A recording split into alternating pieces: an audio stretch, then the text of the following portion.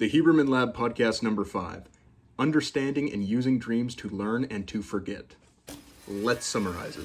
Disclaimer, Andrew Huberman is a professor, not a doctor. He does not prescribe anything. Talk to a medical professional before applying his tools. So we know how to get better at sleep. Watch summary number 2. Let's talk about what sleep is doing for us in regards to learning. Sleep is broken into 90-minute ultradian cycles. Early in the night, these cycles are primarily composed of slow-wave sleep. Slow-wave sleep is important for learning motor skills such as dancing, playing the piano, performing a new type of exercise, etc., and for learning detailed information, such as specific spellings of words, rules to a game, etc. As we get later into our sleep, the ultradian cycles start to shift to comprise more of rapid eye movement, or REM sleep. It's called this because our eyes dart rapidly under our eyelids. While slow wave sleep is about learning things, we'll find that REM sleep is actually about unlearning things, specifically emotional events. In REM sleep, there is no epinephrine. As we recall, epinephrine and adrenaline are the same and both the chemical signature of fear and anxiety. As we're in REM sleep, we can experience a replay of the components of our day in the absence of fear and anxiety. This helps us to disassociate those feelings with particular events. When someone lacks adequate REM sleep, and I'm sure many of us have experienced this, they tend to become emotionally irritable, even over seemingly small things. They may spill a small glass of milk, then flip their lid over it. This is because they haven't had the chance to process and disconnect heightened emotions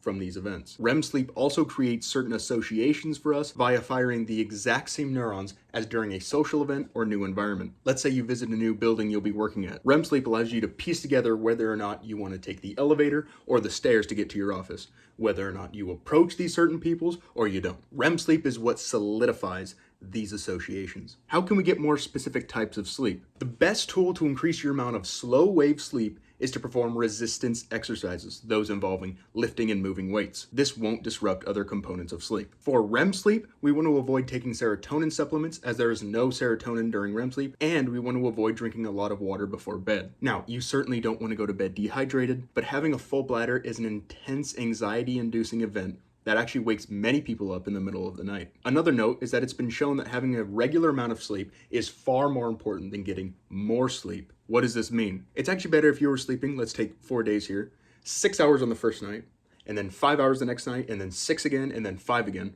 than it would be if you were getting, say, 4 hours the first night, then 10 the next night, and then 5, and then 8. A word on alcohol and weed. These induce states of pseudo-sleep, but they disrupt the overall pattern of sleep. Therefore, it's not as deep and restorative. A final note, EMDR, eye movement desensitization reprocessing, and ketamine as trauma treatments share resemblances to REM sleep. EMDR allows you to remember specific events without the fear response, and ketamine allows you to prevent the learning of emotions soon after trauma. As always, this is a surface level dive into the Huberman Lab podcast. I recommend you watch the full video linked below. In this summary, I chose to focus more on the specific tools and less on the neuromodulators and such involved. I would love to hear your feedback on whether or not you want more depth.